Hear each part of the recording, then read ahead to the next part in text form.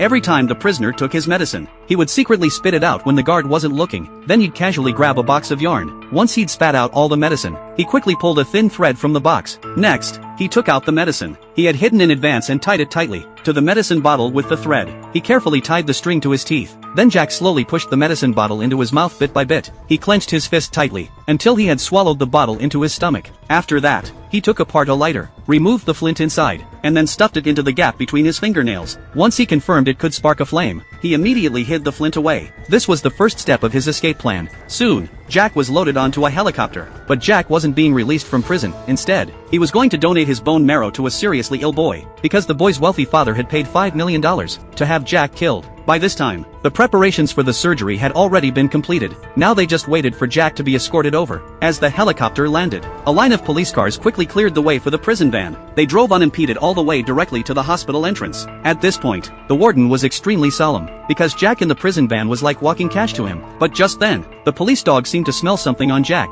only for Jack to scare it off right away. When Jack saw the confidential documents being handed over to the hospital staff, he immediately realized that he now belonged to the wealthy man. Jack looked at the wealthy man in front of him with great gratitude. If it weren't for the man, he would never have had a chance to escape. After learning that Jack was a high-risk, dangerous prisoner, the doctors could only carefully lift Jack onto the hospital bed, without removing his handcuffs. When the doctor responded to Jack's praise, she decided to help him take off the handcuffs. That was when Jack bit open the medicine bottle he had swallowed earlier, because Jack knew that the doctor was about to anesthetize him, so he got ready immediately. The nurse hurried to inject the anesthetic into Jack. After the injection was done, Jack closed his eyes. On the other side, the boy was waiting for the bone marrow transplant. While the nurse thought Jack would soon lose consciousness, little did she know that Jack wasn't passing out at all.